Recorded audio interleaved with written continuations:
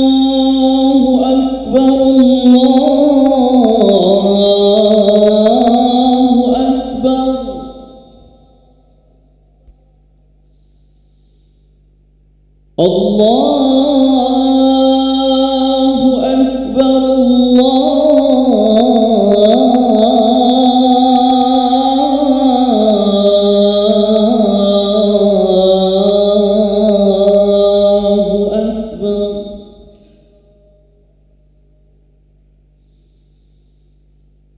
أشهد أن لا إله إلا الله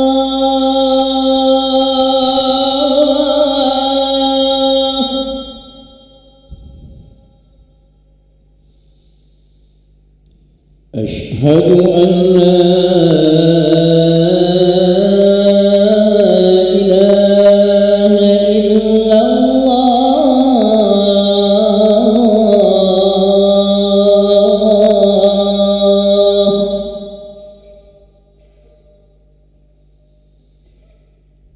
أشهد أن محمدًا رسول الله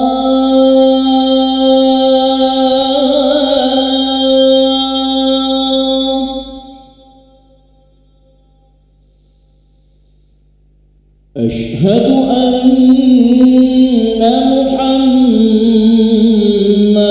رسول الله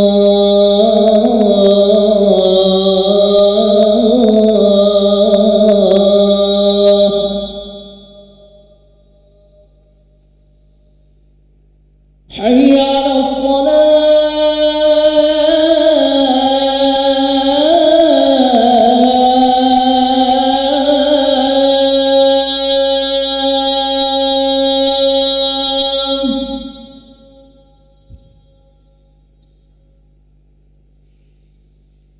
حي على الصلاة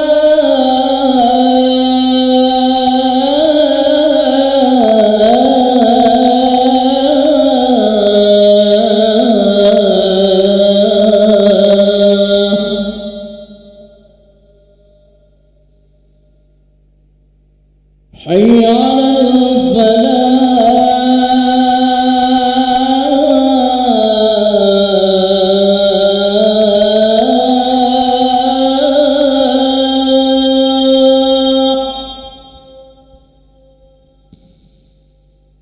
حي على الفلاح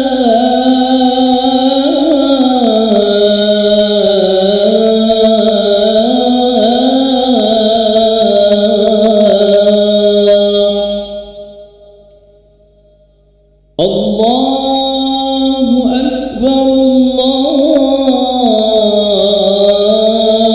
الله أكبر لا إله إلا الله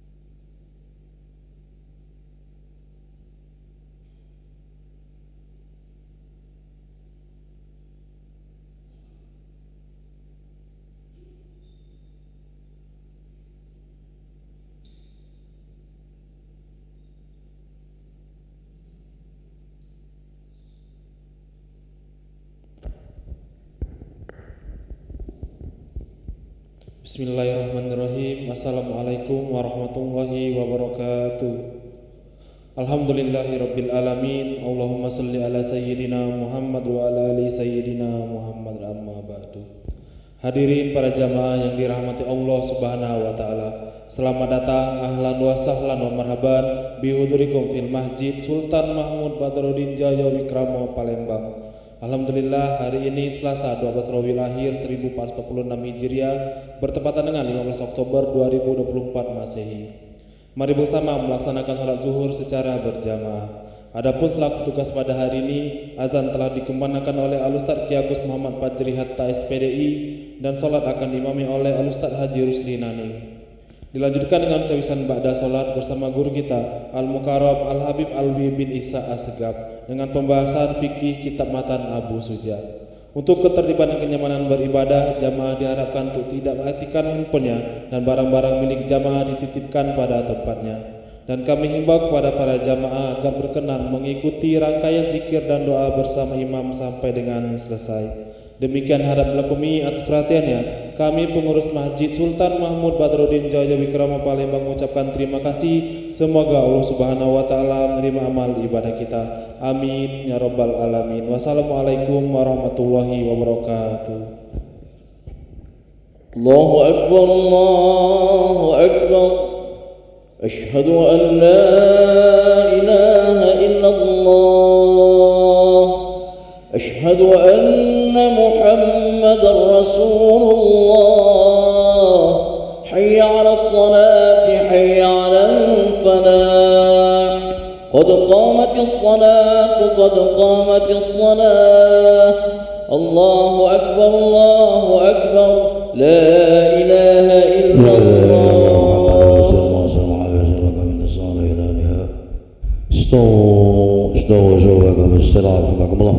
Rapat lurus.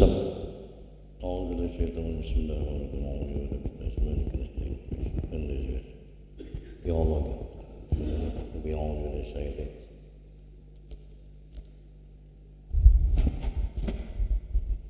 Allahu Akbar.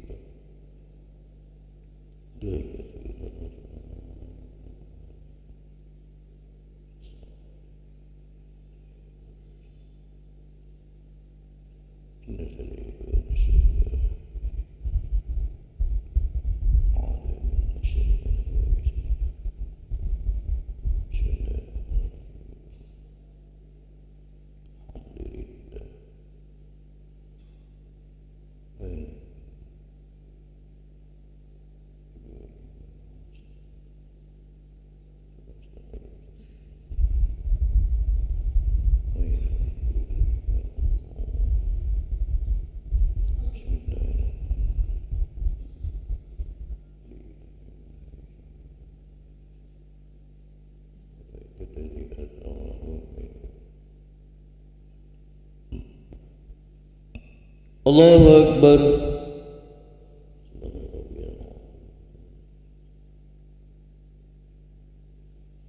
Sami Allahu liman hamidah. Allahu Akbar.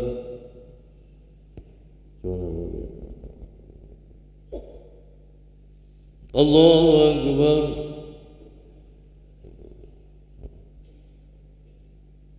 Allahu Akbar.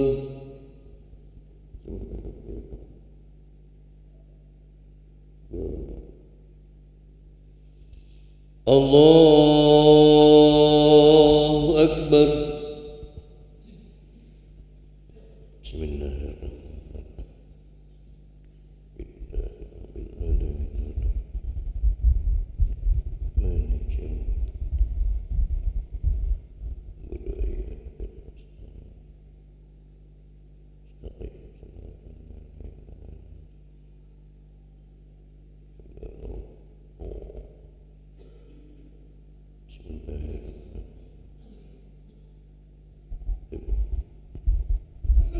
Allahu Akbar.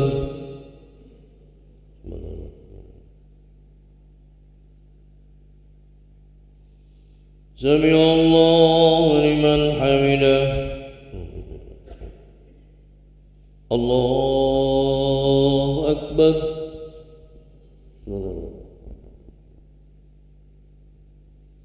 الله أكبر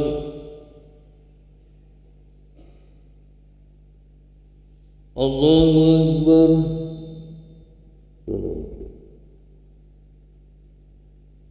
الله أكبر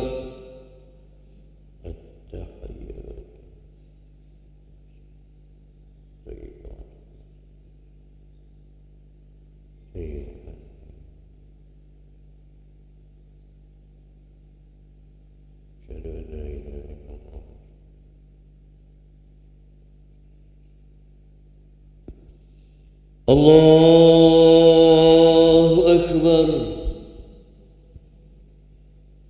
بسم الله الرحمن الرحيم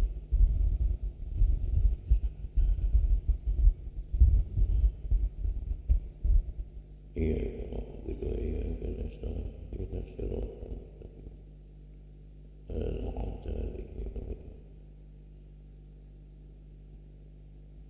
الله أكبر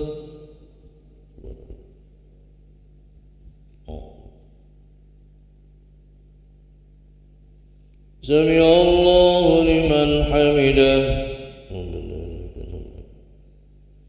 الله أكبر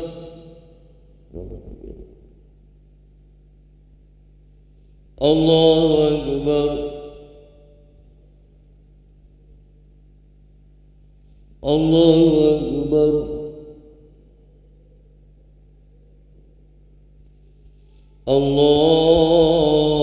الله أكبر بسم الله الرحمن الرحيم الحمد لله يوم الدين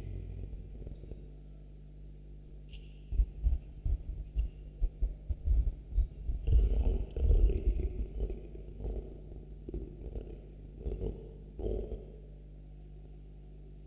الله أكبر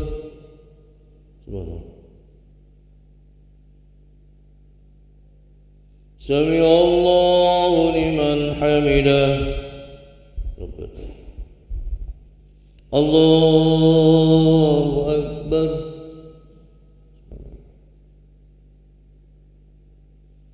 الله أكبر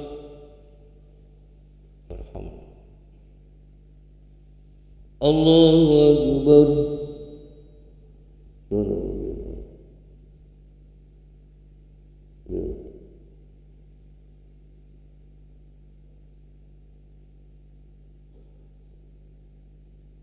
الله أكبر التحية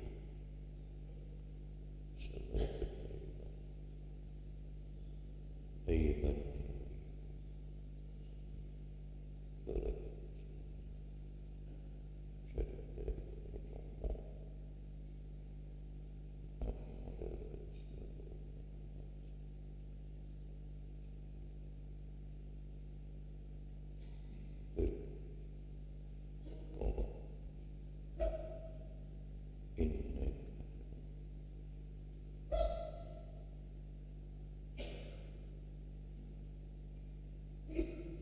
السلام عليكم ورحمة الله. السلام عليكم ورحمة الله. اللهم صل وسلم على استغفر الله العظيم الذي لا إله إلا هو الحي استغفر الله العظيم الذي لا إله إلا هو الحي استغفر الله العظيم الذي لا إله إلا هو لا إله إلا الله وحده لا شريك له له الملك وله القدر لا إله إلا الله وحده لا شريك له له الملك والحمد على كل شيء قدير لا إله إلا الله وحده لا شريك له له الملك وله الحمد على كل شيء قدير لا إله إلا الله وحده لا شريك له له الملك وله الحمد على كل شيء قدير لا إله إلا الله وحده لا شريك له له الملك وله الحمد على كل شيء قدير لا إله إلا الله وحده لا شريك له له الملك وله الحمد على كل شيء قدير لا إله إلا الله وحده لا شريك له له الملك وله الحمد يميت وعلى كل شيء قدير لا إله إلا الله وحده لا شريك له له الملك وله الحمد وعلى كل شيء قدير اللهم أجرنا من النار اللهم أجرنا من النار اللهم أجرنا من النار اللهم أجرنا من النار اللهم أجرنا من النار وأجرنا من النار اللهم أجرنا من النار سالمين اللهم أنت السلام ومنك السلام وإليك يعود السلام فحينا ربنا بالسلام وأدخلنا الجنة دار السلام تبارك ربنا وتعاليت يا ذا الجلال والإكرام أعوذ بالله من الشيطان الرجيم بسم الله الرحمن الرحيم الحمد لله رب العالمين الرحمن الرحيم مالك يوم الدين إياك نعبد وإياك نستعين اهدنا الصراط المستقيم صراط الذين أنعمت عليهم غير المغضوب عليهم ولا الضالين آمين وإلهكم إله لا إله إلا هو الرحمن الرحيم الله لا إله إلا هو الحي القيوم لا تأخذه سنة ولا نوم له ما في السماوات وما في الأرض من ذا الذي يشفع عنده إلا بإذنه يعلم ما بين أيديهم وما خلفهم ولا يحيطون بشيء من علمه إلا بما شاء وسع كرسيه السماوات والأرض ولا يؤوده حفظهما العلي العظيم إلهي ربي يا ربنا يا معبود سبحان الله سبحان الله سبحان الله سبحان الله سبحان الله سبحان الله سبحان الله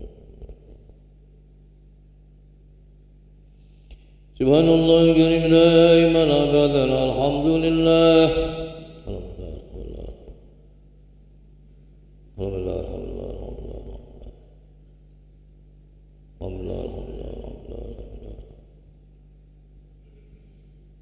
الحمد لله الحمد لله رب العالمين على كل حال وبكل حال ونعمة الله أكبر الله أكبر الله أكبر الله أكبر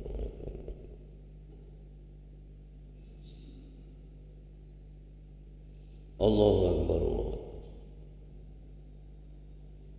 الله أكبر الله أكبر الله أكبر كبيرا والحمد لله كثيرا وسبحان الله بكرة وأصيلا لا إله إلا الله وحده لا شريك له له الملك وله الحمد يميت وعلى كل شيء قدير ولا حول ولا قوة إلا بالله العلي العظيم إن الله وملائكته يصلون على النبي يا أيها الذين آمنوا صلوا عليه وسلموا تسليما Bismillahirrahmanirrahim Alhamdulillahirabbil alamin hamdan yuwafi ni'amaika bimazidah ya rabbana lakal hamdu kama yanbaghi li jalali wajhika wal 'azimi sultanik Allahumma shalli wa sallim ala sayyidina Muhammad wa ala sayyidina Muhammad Rabbana ighfir lana dhunubana israfana fi amrina tsabbit aqdamana sunnal qaumil kafirin Rabbi ighfir warham wa anta khairur rahimin Allahumma salluka min khairi ma sa'alaka bihi 'abduka nabiyyuka Muhammad sallallahu alaihi ibadikas solihun wa na'udzu bika min syarri ma sa'adaka bi 'abduka nabiyyuka Muhammad sallallahu alaihi ibadikas solihun Rabbi ighfir lana wa li walidina warhamhum kama rabbawna shighara Allahumma ya muyassir kulli 'asir jabir kulli kasir sahib kulli farid wa ya mughniya kulli faqir wa ya ma'mana kulli mahib yassir lana kulli 'asir وتيسير أسير عليك يسير اللهم يا من لا يحتاج إلى البيان والتفسير حاجاتنا كثير وأنت عالم بها وخبير اللهم إنا نخاف منك ونخاف مما يخاف منك ونخاف ممن لا يخاف منك اللهم بحق ما يخاف منك اكفنا وشر من يخاف منك شر من لا يخاف منك بحق سيدنا محمد اخرجنا بعينك التي لا تنام واكنبنا بك نبيك الذي لا يرام وارحمنا بقدرتك علينا فلا نهلك وأنت سقوتنا ورجاؤنا برحمتك يا أرحم الراحمين ربنا آتنا في الدنيا حسنة وفي الآخرة حسنة وقنا عذاب النار صلى الله عليه النبي عليه وسلم الحمد لله رب العالمين الفاتحة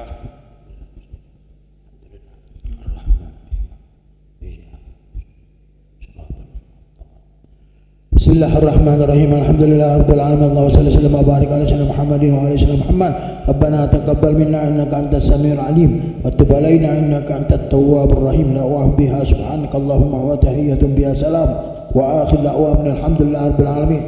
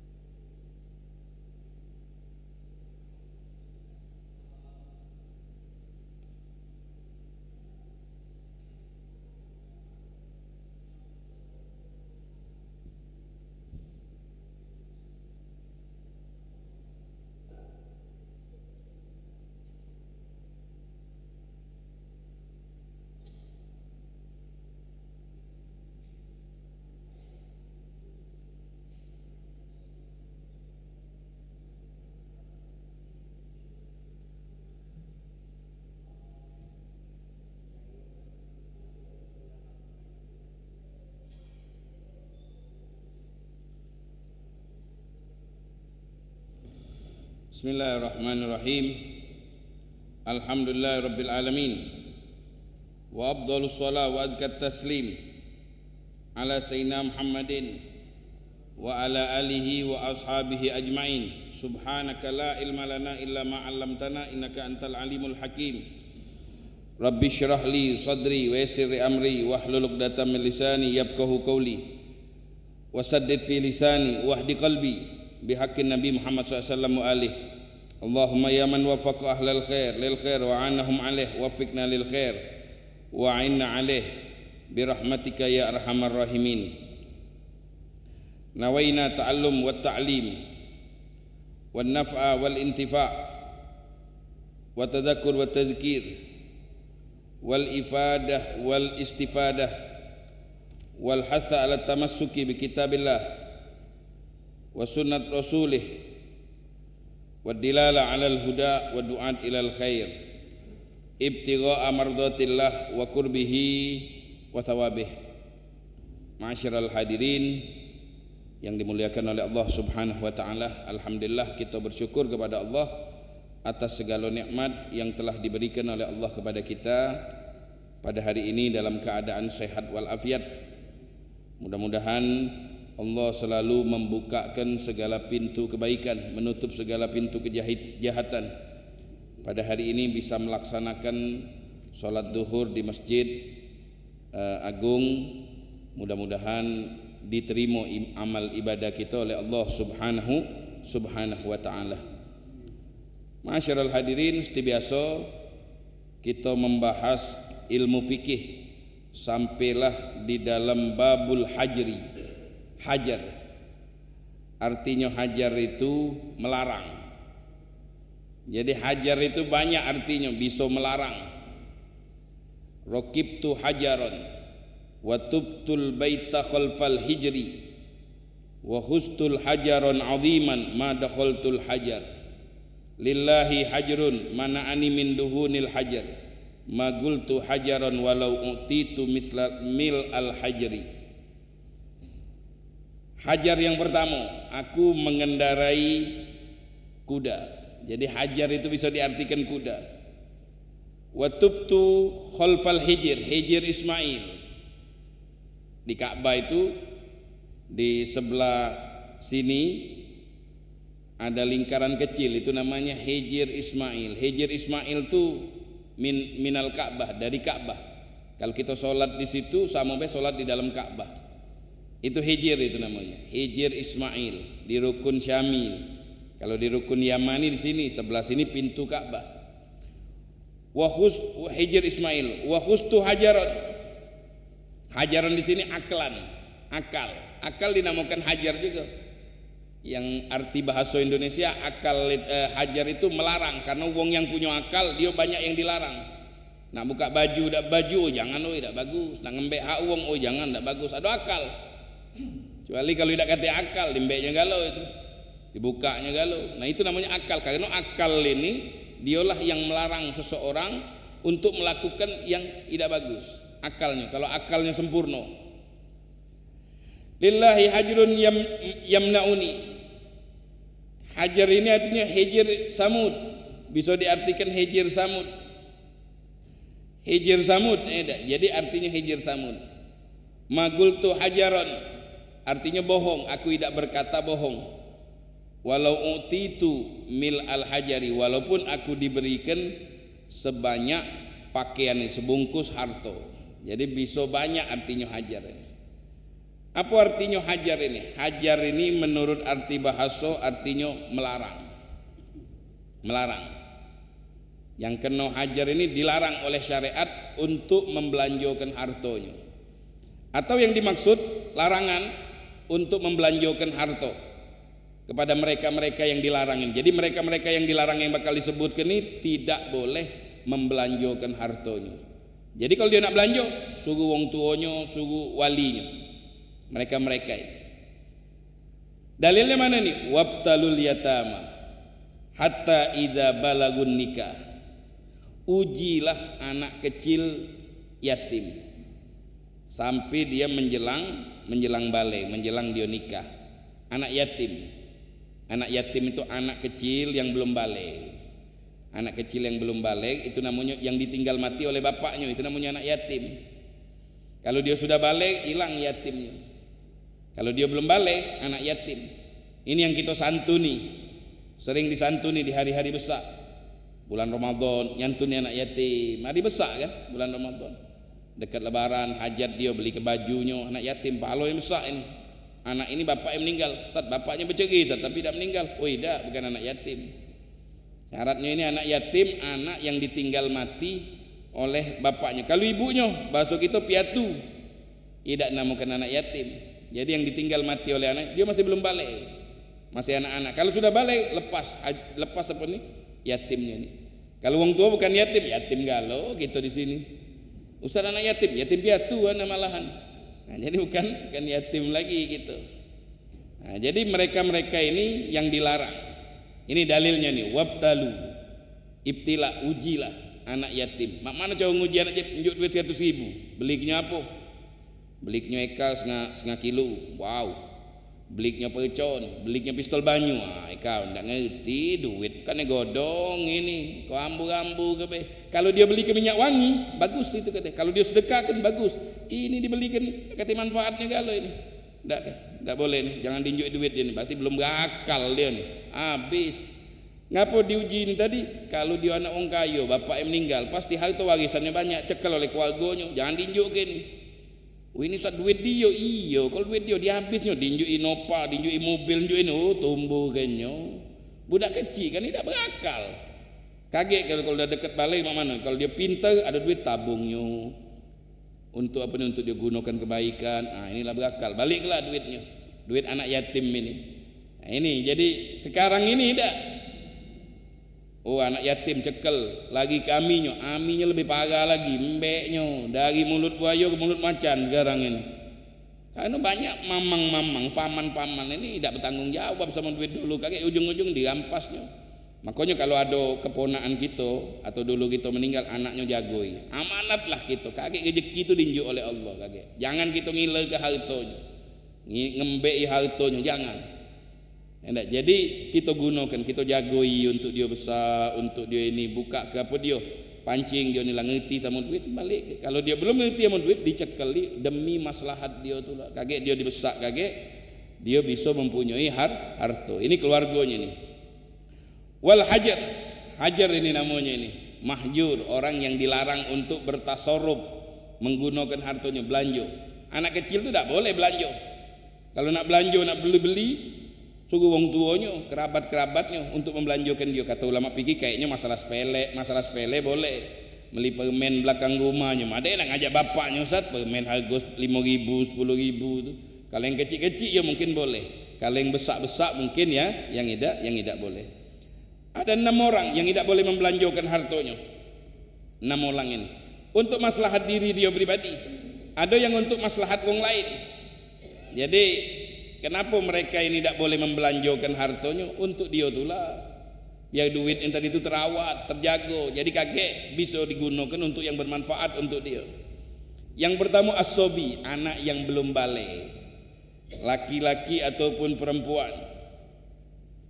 Dari dia belum balik, duitnya tidak boleh dibelanjakan, tidak boleh diinjuk ke dia duitnya, injuk ke sedikit deh. Sampai kapan? Sampai dia balik. Kalau dia balik mulai berakal, tahu dengan nilai duit, artinya berakal tu tahu tidak ngambu-ngambu ke duit, baliklah duit dia, biarlah dia ngatur dewe. Karena dengan balik. Ada yang anak kecil tadi itu begitu balik berakal, alhamdulillah lepas dia. Ada yang begitu balik tidak berakal, maka duitnya disita selama-lamanya, tidak diberikan ke dia. Tidak diberikan ke dia sampai dia berakal dulu. Kalau dia sudah berakal, sudah ngerti dengan nilai duit, maka baru dibalikkan sampai dia berakal. Ini anak kecil. Anak kecil dinamakan hajrus sibah. Dia dilarang untuk membelanjakan hartonya. Yang kedua yang dilarang membelanjakan hartonya ini, kecuali mungkin yang sepele-sepele ada. Yang kedua al-majnun, wong gila. Wong gila tidak boleh diinjui duit untuk belanjakan hartanya. Kenapa? Ya dia gilo, mana ngerti dak sah transaksi sama gilo. Mungkin kalau masalah sepele-sepele nak beli nasi sebungkus, mana nak ngajak bapaknya dulu, Ustaz. Ya mungkin yang sepele-sepele ya bisa ditoleransi. Kalau masalah yang besar nak beli mobil apa, tidak boleh. Mesti ahlinya, mesti apa nih? Walinya yang membelikan dia. Kemudian wasafi, sapi ini oon, jadi kita bodoh. Duit koyak kenyo, nah lolo nian budak ini, uang nyaki duit sago-sago, dia ngoyak ke duit buangnya ke laut. Ada duit tadi itu dibeli kenyo yang haram galo, termasuk kata ulama kalau diberi kenyo sarana ibadah tidak bodoh dia, pintar berarti dia. Duit tadi disedekah kenyo, ini pintar berakal. Kenapa? Kalau yang disedekahkan ini itu untuk maslahat kita di akhirat kage. Rasulullah SAW dapat hadiah kambing siko, dimbeknya paha kanan, sisonya sedekah ke orang lain, bawa balik paha kanan kambing, nunjuknya istrinya. Kata istrinya, mana kambingnya? Katanya, kambingnya aku sedekahkan. Kata istrinya, hilanglah kambing yang tersisa pahanya. Dijawab oleh Nabi Muhammad, tidak, kambingnya ada, yang hilang yang kita makan ini, yang kita makan yuk sop siteng sana belaginya, yang kita sedekahkan pahalanya indallah, di sisi Allah ada besar pahalanya. Yang kita makan ini yang hilang ini. Nah makanya yang dinamakan mubazir itu, yang namakan sapi itu yang ngambur-ngamburkan hartanya bukan untuk maslahat dia. Atik duit meli pecon, berapa meli pecon? 100 juta, alang ke tabzirnya. Innal mubazirina kanu ihwana syayatin. Orang yang tabzir, mubazir begitunya, tabzir bahasa Arabnya. Ngambur-ngamburkan harta tanpa ada manfaat untuk dunianya manfaat atau untuk akhiratnya, namanya tabzir. Itu tidak boleh, itu membelanjakan harta. Kenapa? Uang ini mubazir. Nah, jadi mereka inilah yang dilarang untuk membelanjakan untuk maslahat dirinya. Untuk maslahat dirinya. Anak kecil selain ucapannya tidak diterima, dia tidak boleh juga membelanjakan. Anak kecil tidak bisa ucapannya tidak diterima. Anak kecil. Kalau misalnya ada orang nak kawin dulunya, yang jadi wali siapa? Anak kecil, tak sah. Yang ijab kabulnya bukan anak kecil, yang lain. Kalau ada yang lain. Tak kata kalau Ustaz wali nasab yang tak kata, hakim. Bukan dia. Kenapa? Karena ucapan anak kecil itu tidak bisa dipertanggungjawabkan. Anak kecil ngomong, anak ada utang sama Ustaz 100 juta, tak usah tuntut. Budak ni kecil, mana ngerti dia? Dikiranya godong kalau 100 juta itu. Jadi ucapan anak kecil tidak diterima. Nah sedangkan dalam jual beli ini ada ijab kabul. Kemarin sudah kita bahas, dalam mazhab Imam Syafi'i jual beli itu harus ada ijab kabul. Kalau kita tidak ijab kabul tidak sah jual belinya menurut mazhab kita Imam Syafi'i. Cuman ada sebagian mazhab Syafi'i ini dia agak toleransi, sedikit mudah. Kalau yang dimaksud Imam Syafi'i itu mungkin yang besar-besar. Kalau yang kecil-kecil tak mesti katanya. Mandai membeli cabai seperempat puluh nak pakai ijab kabul katanya. Jadi kalau masalah yang sepele dia mengatakan tidak mesti ijab kabul. Mungkin yang dimaksud yang Imam Syafi'i itu yang ada yang besar-besar. Tapi Imam Syafi'i tidak, nak kecil, nak besar ijab kabul. Makanya kalau kita seorang pedagang, kalau kita jual beli atau jual atau mau beli, sebagusnya kita mengatakan saya jual, saya terima, saya beli. Itu sebagusnya supaya duit yang kita peroleh itu halalnya 100%, benarnya 100%. Jadi kalau duit itu halal, benar dalam transaksinya, berkah, dimakan jadi obat, tidak jadi malapetaka untuk itu.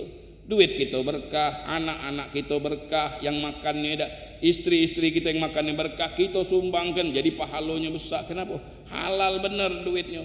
Makanya Sayyidina Umar, waktu beliau jadi khalifah, tidak boleh masuk pasar, tidak boleh berdagang. Kalau kamu tidak ngerti ilmu fikih, man lam yabqah la yabi wa la yashtari bisukinah. Jangan jualan, jangan apa. Kamu kalau tidak ngerti hukum fikihnya, kamu termakan di riba, kamu termakan di haram, kamu transaksi macam-macam nanti. Makanya dulu ulama tuh kumpulnya di pasar. Ulama sekarang ulama kumpulnya di masjid. Dulu di pasar, duduk lagi kata pembeli, kata pedagang, kata yang datang pembeli-pembeli, dia baca kitab, sama-sama dia baca belajar ilmu. Sekarang main gaple, main catur. Ada yang lebih parah lagi. Nah, jadi inilah yang nyatonya saat ini. Sehingga makan galau, halal haram hantam, sehingga duit-duit pasar kurang berkah. Kenapa sebabnya? Tidak ngerti aturannya. Ada yang boleh kamu lakukan, ada yang tidak boleh. Tidak transaksi riba tidak boleh, kemarin sudah kita jelaskan hukumnya dosa besar. Nah, yang sudah kemarin kita jelaskan, makanya kita harus tahu yang mana yang dibolehkan oleh agama, yang mana yang tidak bolehkan oleh agama. Jadi anak kecil mereka dilarang untuk bertasorruf, untuk membelanjakan hartonya. Kemudian wong gila, al-majnun. Majnun ini penyakit yang diserang otaknya sehingga otak yang tadi tertutup. Nauzubillah, ada penyakit tadi itu. Cuman ingat wong gila masuk surga kalau ada wong gila bulan puasa meli model dia. Kita tegur, pak dah boleh gila oi aku ni kata. Nah iya ni kan pintar wong gila ini. Ada wong gila tahu, gila dak kata hukum masuk surga. Siapa yang galak gila? Tidak kata hisapnya. Lemak sebenarnya jadi wong gila ni lemak. Dak kata aturan, dak kata hukum masuk surga wong gila. Dak kata solat tidak wajib bagi dia. Dia ngomong apa baik tidak wajib. Dia makan apa baik gratis galo, gilo. Cuman gilo dulu. Kita ni akalnya ada. Waras kita ni. Ada tanggung jawab kita hidup di dunia ni. Kalau nak masuk surga gratis, gilo kan coba. Puasa tidak wajib. Solat sekarang tidak wajib.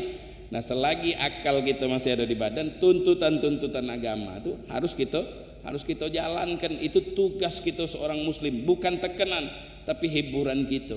Nabi Muhammad kalau dia lagi sumpek, dia nanggil Bilal bin Rabah tu tukang azannya Nabi, budak hamba sahayo dari Ethiopia, dari Afrika, budak hitam, tapi imannya kuat kepada Rasulullah SAW. Beliaulah wong yang pertama kali masuk surga. Kata ulama, siapa yang pertama kali masuk surga? Kalau dalam kitab hadis, Nabi Muhammad pertama kali masuk surga. Sebagian ulama mengatakan Bilal. Kenapa? Karena dia yang nuntun kudonya Nabi. Kalau pembukaan toko tu, yang letak pita mungkin bos-bos tadi tu, yang masuk pertama kali wartawan. Bosnya belum masuk, wartawan dalam tu tiat mutu. Nah, ini Bilal ini pertama kali. Jadi sebelum Rasulullah dia dimuliakan oleh, padahal dia seorang hamba sahayo tadi, menjadi dimuliakan. Tapi kata ulama itu masuk yang tidak dianggap, tetap yang pertama kali. Astabtihu babal jannah, aku pertama kali wong yang ngetuk pintu surga. Ditanya siapa yang dulu? Nabi Muhammad. Akhirnya kata malaikat, aku diperintahkan oleh Allah tidak boleh membuka surga sebelum masuk satu orang pun kecuali Nabi Muhammad dulu. Nah ini dalam hadis. Jadi pertama kali masuk surga bukan Bilal, sebenarnya Nabi Muhammad sallallahu alaihi wasallam. Jadi gilo itu penyakit yang menyebabkan orang itu tertutup akalnya. Kalau tidur itu bukan penyakit, tapi akalnya tertutup lantaran uap-uap panas yang ada di badan sehingga otak tertutup. Tidur itu nikmat dari Allah. Kita ini butuh yang namanya tidur, seperti kita butuh dengan makan. Wong yang tidur lebih sehat daripada wong yang tidak pernah tidur. Ada profesor ngetes dia, mbeknya 2 kelinci, kandang pertama diisinya makanan, gawatnya tungkat. Kalau kelinci ini tidur, ketoknya makan terus ini kelinci ini. Kandang kedua idanjonya makanan, suguhnya tidur. Sehari tekoleh tidak makan, tidak kita puasa, tidak buka-buka. No, pagi tekoleh, siang 2 hari tidak mati, 3 hari, 5 hari. Yang tidak tidur ini baru 3 hari mati. Artinya apa dia? Kita butuh sama tidur seperti kita butuh sama makan. Dan tidur di malam hari itu yang paling bagus dibandingkan tidur siang. Jangkaunya malam-malam itu jangan tidur di malam tuh. Dia lebih bagus, nilai tidurnya lebih tinggi dibandingkan tidur siang. Nikmat tidur yang paling bagus. Kata ulama tidur yang paling bagus itu tidur di waktu jihad. Paling bagus. Lagi nak berpedang depan musuh tidur, wah cepat mati syahid gitu. Tidur yang paling tidak bagus tidur di majelis taklim. Tidur tidak bagus. Tidur paling tidak bagus itu. Majelis taklim lagi setengah duduk dan suka tertidur. Kalau boleh diumpamakan tidur lagi acara waktu makan itu paling bagus tidur. Lagi ngobeng makan tidur, wong makan kalau bangun gong. Itu paling bagus tidur itu. Bisa ini kita nih kalau nak bermakan seger. Kalau dengar ceramah tidur kalau. Khotib khotbah khusyuk kalau nunduk kalau kawan nih. Ndak giliran amin bangun galau. Letak balik zaman sekarang. Nah, jadi kalau tidur itu bagus. Waja'alna naumakum subata. Kami jadikan tidukmu subat. Ai rohat li abdanikum, istirahat badan. Wong yang capek otak dari pagi ke pasar berpikir begawe tu, apa ubatnya Ustaz? Dia nah ubatnya. Tidur malam, pagi seger. Makanya di pagi-pagi itu belajar ilmu yang sulit-sulit bagus. Ada ilmu-ilmu yang sulit itu bagus, apalagi ilmu mantik, logika filsafat, logika kalam, dilogikakan. Nah, itu penting zaman sekarang ini belajar ilmu mantik gitu. Di Jawa dipelajari filsafat, logika dalam berpikir supaya kita tidak salah pikir. Akhirnya dibodoh-bodohi wong gampang gitu. Wong yang belajar ilmu ini tidak gampang dibodohi wong.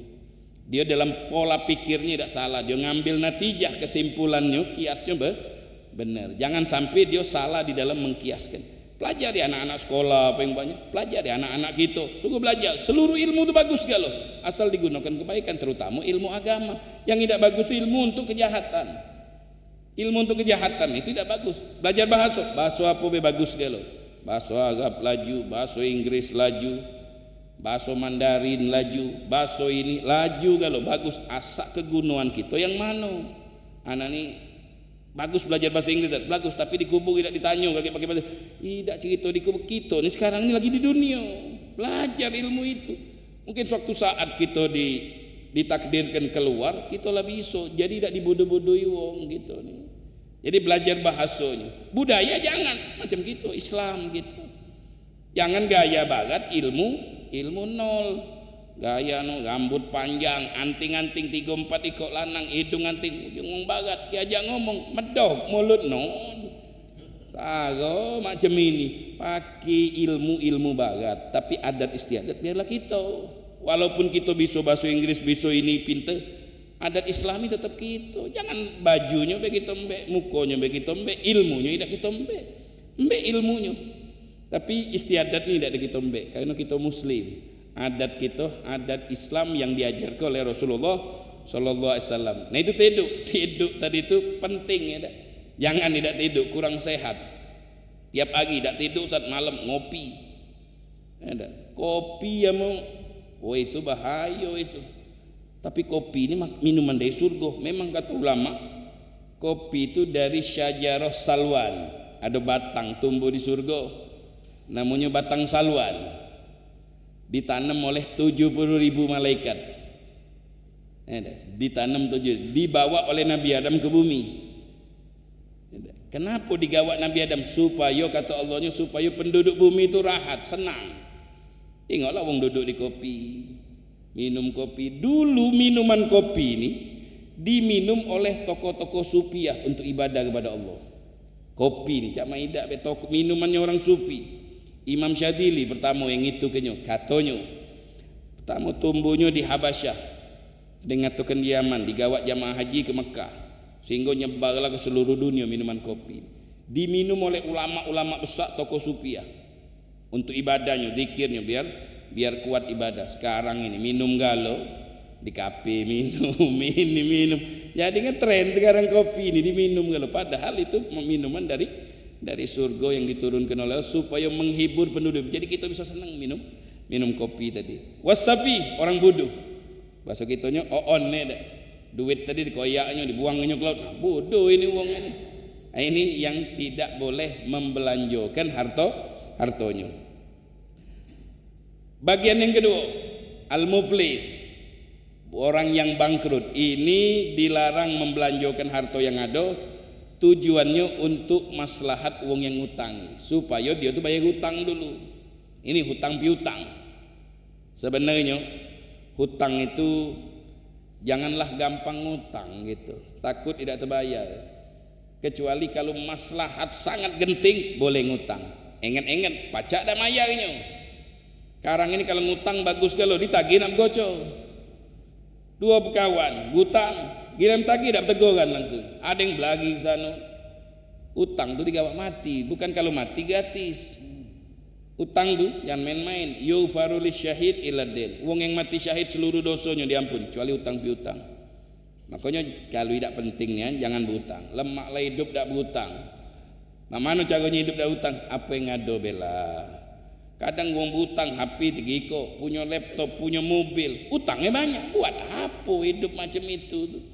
Lemaklah sederhana hidup tapi dah kata utang gitu. Nah, jadi jangan gampang-gampang berutang. Al-muflis, orang bangkrut. Mansoro maluhu fulusan. Jadi muflis itu bahasa Arabnya bangkrut, duitnya tidak kalah banyak utangnya. Utangnya lebih banyak daripada hartanya. Dia punya rumah, dia punya tanah, punya mobil, senilai seluruh yang dia miliki 1 M. Utangnya 3 M. Jadi utang lebih banyak daripada hartanya, tidak terbayar lagi diutang.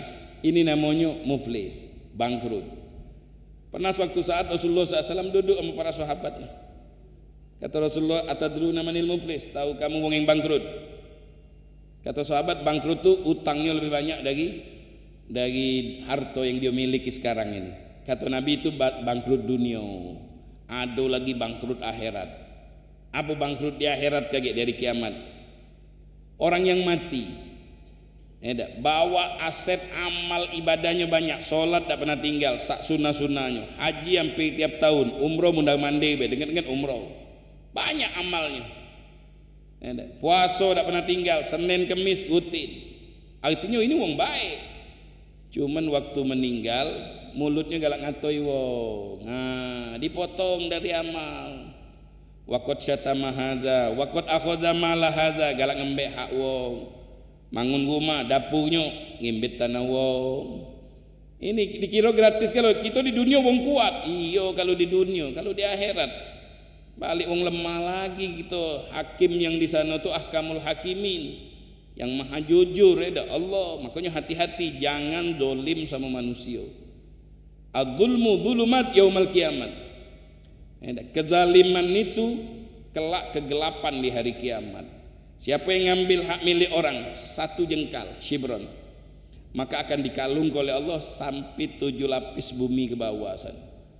Kita ni mau keluar dari kubur itu nyantai, dah galak begawaan.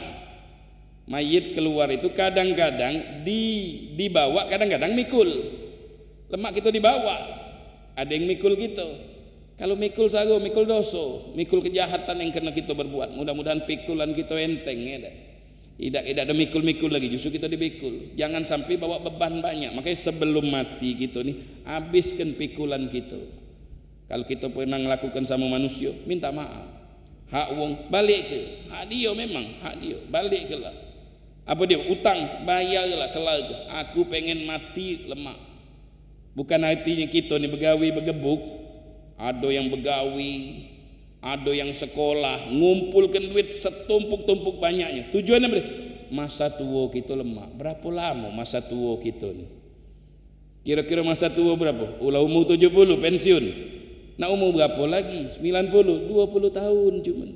Kita ngejokan 20 tahun, masuk di kubur, ngantri di akhirat kayak 500 tahun. Tak kepengen apa lemak di situ.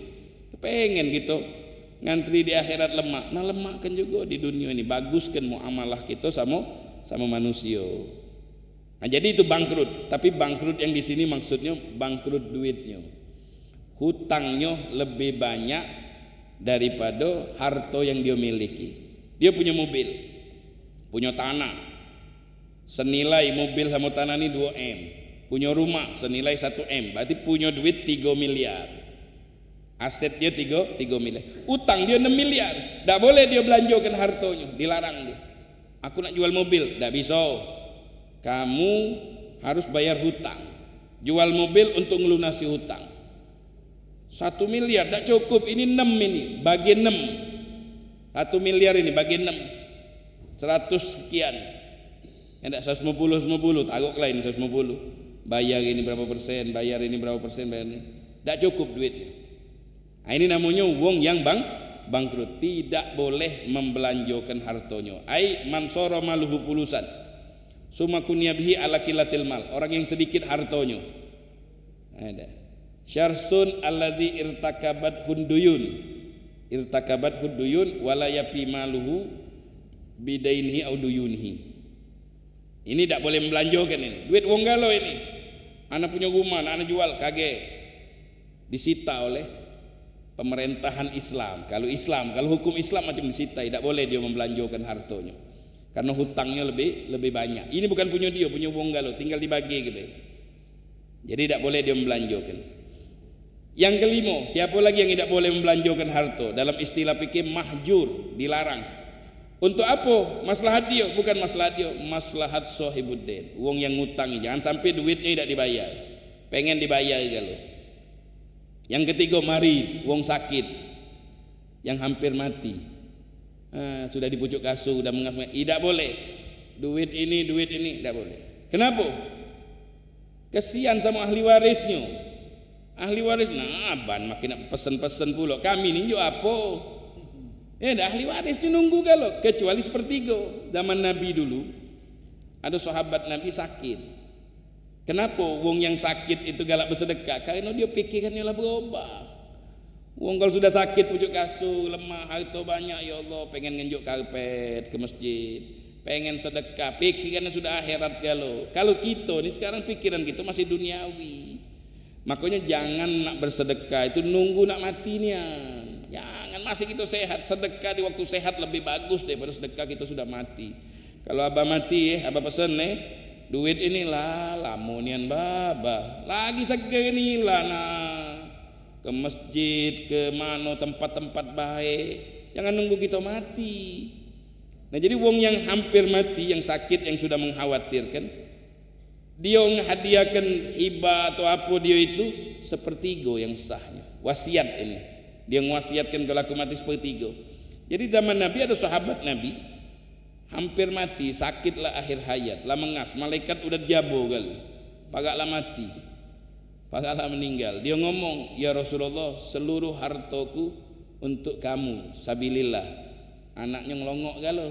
Uji Nabi, jangan, kesian. Anak kau tuh berharga sama duit. Tinggalkan kerabat yang punya duit, lebih bagus ninggalkan kerabat yang minta-minta miskin. Kalau itu aku potong lagi separuh harta, kata. Jangan, kata Nabi, jangan. Kesian mereka ini berharap. Kita kalau kita mati, anak kita tuh berharap, apalagi anak yang tidak sekolahan. Abahnya masih hidup lagi lah berejo, kapan abah ini mati, tidak mati dulu. Kan ini. Kalau anaknya saleh, baik, taat, dia pengen kalau abahku mati ku anterin ke surga dengan doa-doanya. Kalau anak yang nakal, tidak berpikir ini, tidak ngurusi abah, pokoknya ngikir ke duitnya tuh. Makanya anak kita tuh aset kita, didik anak kita. Kalau kita mati, anak kita yang mimpin Yasin. Kalau kita mati, anak kita yang jadi imam. Itu yang paling abdol. Akhirnya orang ini berubah pikiran, ya Rasulullah separuh harta. Jangan, kata Nabi, banyak gino. Nah kalau itu sepertiga harta, oke lah kata Nabi, sepertiga harta sah. Tapi ingat, sepertiga itu banyak sebenarnya masih. Nabi minta kurangi lagi, ya sudah, akhirnya jadi sepertiga. Jadi kalau wong yang sakit, yang menjelang ajal, kalau dia berwasiat minta sedekahkan harta-hartanya ke sini-sini, sepertiganya sah. Sisanya izin dulu sama ahli waris. Kalau dia ahli waris, oke lah, kesian kami lah kayu galau Ustaz. Bapak kami juga mungkin pengen amalnya lebih besar, boleh. Kalau dia ahli waris, tidak baca. Kalau ahli waris ada yang molehkan, ada yang tidak. Yang molehkan masuk, yang tidak molehkan balikkan hak dia. Nah ini dalam hukum fikih. Ma'asyiral hadirin yang dimuliakan oleh Allah Subhanahu wa taala, mudah-mudahan nasihat ini menjadi pengingat kita selagi kita sehat, selagi kita masih berbuatlah. Kalau sudah di pucuk kasur lah menjelang ajal, apalagi kalau sudah di kuburan, dah baca lagi kita nak berbuatlah selagi kita bisa berbuat baik, karena dunia kita ini sementara. Kita ni yang hidup ni dalam keadaan tidur, belum tahu hakikatnya. Kata Imam Ali, an-nasu niyam, manusia itu lagi tidur. Kalau sudah menjelang mati atau mati, intabahu, bangun. Wa kaifa yudriku fid dunya haqiqatahu qaumun niyamun tasallau anhu bil ulumi, kata ulama. Bagaimana tahu tentang hakikat dunia ini, amal ibadah ini? Wong yang lagi tidur, yang dihibur dengan asyiknya mimpi-mimpi indah. Kita lagi tidur dihayal kaki ke depan, punya mercy, punya ini, hayalan kita. Hayalan kita ini, hingga kita tidak tahu hakikat tentang hari yang lebih bagus lagi, yaitu kehidupan di akhirat. Mudah-mudahan kita disadarkan, minimal kita selalu taat kepada Allah, menjaga harta kita, harta yang halal, harta yang baik. Mudah-mudahan anak kita menjadi anak yang taat, dipanjangkan, disehat afiat, dimaafkan salahan-salahan kita, diterima amal baik kita. Sallallahu alaihi wasallam. Alhamdulillahirabbil Fatihah.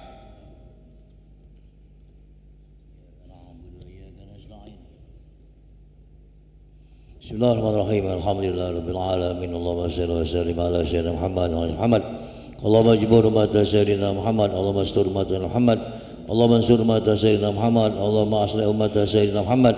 Allahumma arham mata sayyidina Muhammad. Allahumma ampun mata sayyidina Muhammad sallallahu alaihi wasallam. Rabbana atina fid dunya hasanah wa fil akhirati hasanah wa qina azabannar. Wa sallallahu wasallam alhamdulillahi rabbil alamin. Taqabbalallahu minkum.